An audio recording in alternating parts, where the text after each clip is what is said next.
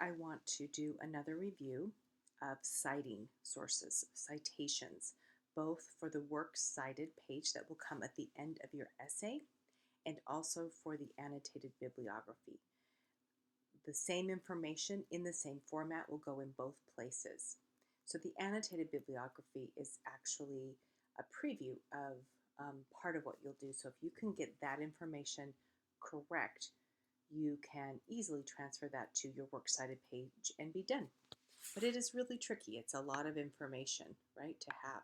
So for works cited entry and in your annotated bibliography, you have to list this basic information about the source, the author, the title of it, the container where it was originally published, and then other information that will help your reader go back and look for it. I gave a lecture on that, why we do that. It's important that your reader be able to find the information independent of what you have, find it, and then reach their own conclusions. So this is really important information.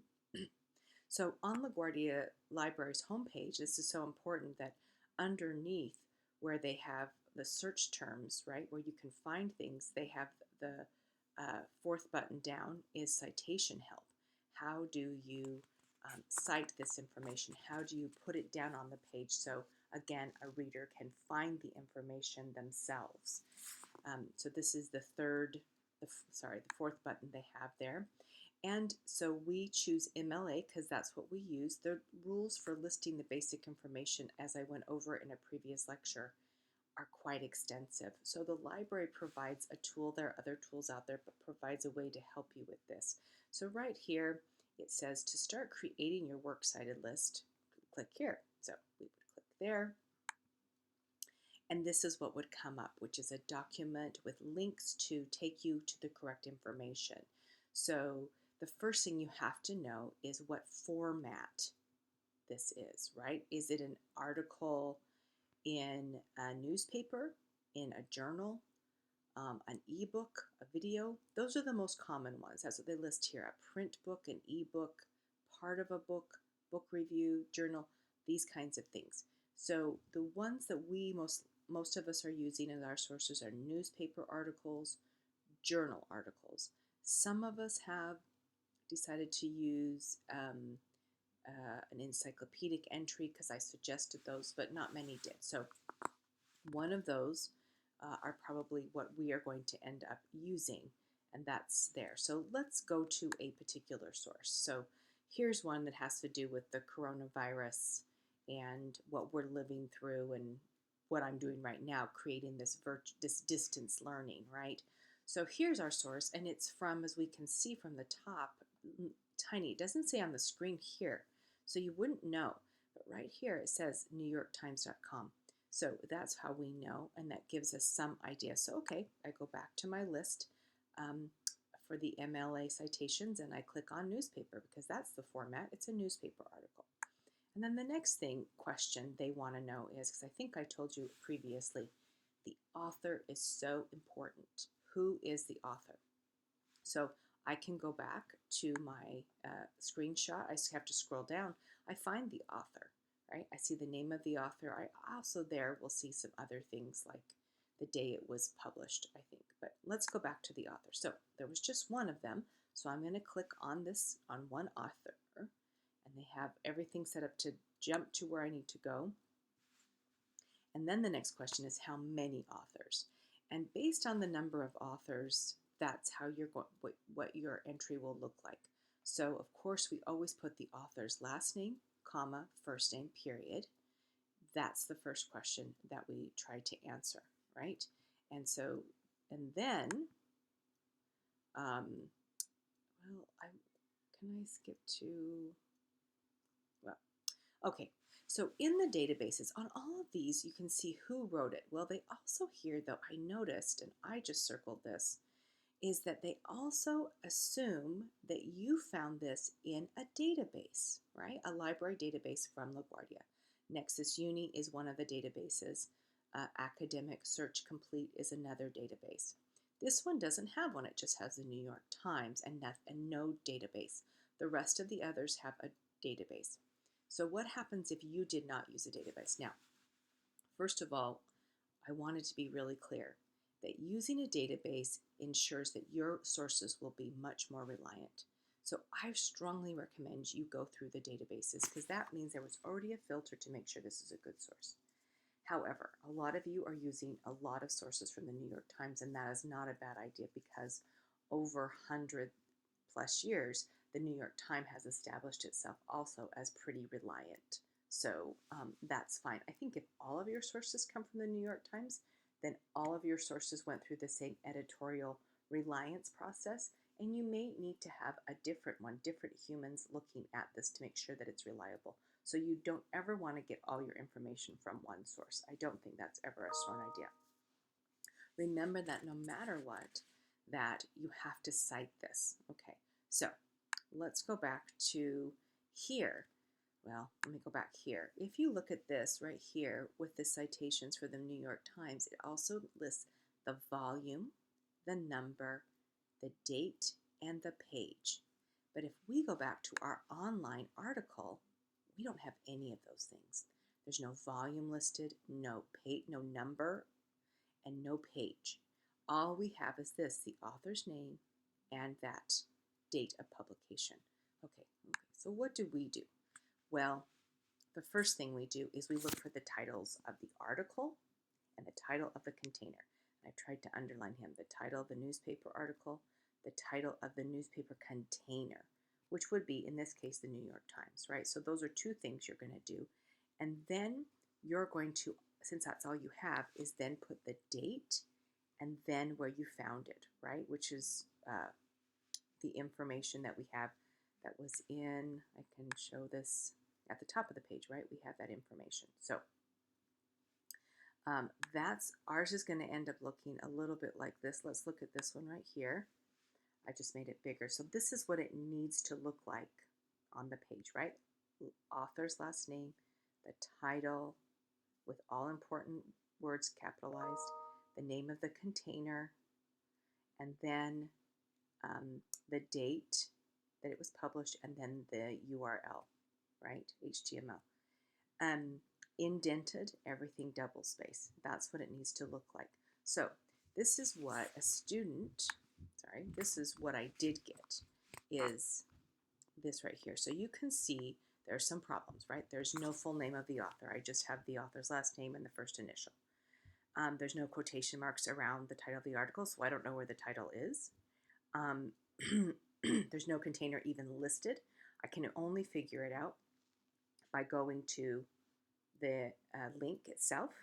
There is a date, but it's in the wrong place and it's in parentheses. That's not where we put it. We actually put it the opposite way, March 13, 2020. But there is an HTML. And this is, I think, really important for all the sources. I think eventually MLA will probably just go to this, where at the end of your essays or at the beginning of your annotated bibliographies, you just put the name of the author and the link, because that's all you're going to need to find the information. But that is not the rule right now. So even though I was able to click on this and find the information, I can't right now in my PowerPoint, but that was enough. I was able to get to the article by itself. For right now, and probably for the next 4 or 5 years at least, you have to have more information still. So even though the student has given me really all I need, right?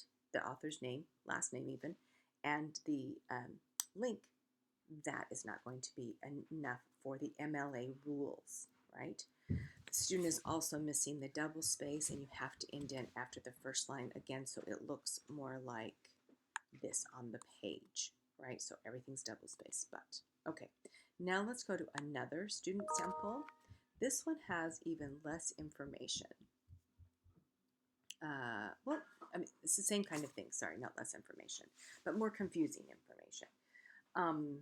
So we do again have the link, and again, by the link, I was able to get to the actual article, which is sufficient. So eventually, I'm repeating myself, one day I think MLA will just say at the end of your essay or your annotated bibliography, just provide the links, and then your teacher can click on them and they'll be able to open up and get all the things. But until that day, we still have this really silly thing where we're going to continue with um, following these specific rules. So in this case, the first name's in the wrong order. We always put the last name first. So it'd be something like Claire, comma, Matthew, period, comma, not period, because there's two authors, comma, and that's correct, Jeffrey S. Dennis, but the names have to be capitalized. Now, in this case, looking at this, I didn't even know what the article title was, let alone what the container was. I just had no ideas, right? So it's very, very confusing. So I clicked on the link, and this is what it brought me to. Okay, that's a lot more information. So again, I have the author's names up here. I see them. And the title. And the title also has a comma. So the title is actually going to be called Sociology of Racism, right? That's the title of the article. But I don't have any other information. I mean, so that's the title. Good, I got that. I got the authors. But where is it published? What's the other container? It's only by scrolling down that I find it. I called it hidden information because I don't know why they've hidden it. But it's the very bottom, and I drew a line here for you, but it looks like it's just part of the page. It's hard to see. But it's from the International Encyclopedia of the Social and Behavioral Sciences, 2nd edition, volume 19, right? And then it gives you the DOI. All right, so there's a lot of the information that I have to make up my works cited page. So I know from that title here that it's an encyclopedia. So if I go back to LaGuardia's library webpage, I find this page again, and I'm going to choose encyclopedic entry, so I click on that. That takes me here. Again, it asks me how many authors. I know it's 2 authors already. And then it gives me some examples. Here are some examples of what I would do. What the part did they write? So it would look more like this, right? So again, we have last name, first name, and first name, last name, period. Quotation mark, title, everything important capitalized, period, quotation mark, container name, right? So if I go back to all of this information that I was given from this page and from this page, I know that this instead needs to look a little differently. So instead here I would say something like the sociology of racism, and then I would have to put the name of the actual article. Of the container, which is the International Encyclopedia, et cetera, et cetera, et cetera. Then I would put volume, but I would put VOL period 19. And these are not the page numbers that we saw, right? When we looked here, the page numbers were like 857 and 850, and then it probably goes on longer. So, but those are some of the things I would need to do. Let's look at our third example. So this example is very close to being exactly perfect, right? We have the last name, comma, first name, period. Then we have the title is in quotation marks, and we have the all the important words are capitalized. The only thing that's wrong is, look, they put right here, author abstract. That is not part of the title. So let's just cross that out. The container is italicized just like it's supposed to. We have VOL period. We have all these things in the right order. We have the volume year page. We have the DOI. Perfect. Everything's looking great. But it's not double space, and it's not indented after the first line, so it doesn't look quite the way it's supposed to, but we're getting close. We're getting really close with this. Again, it's looking very close to something like that. Now, the reason I chose this one is we have the actual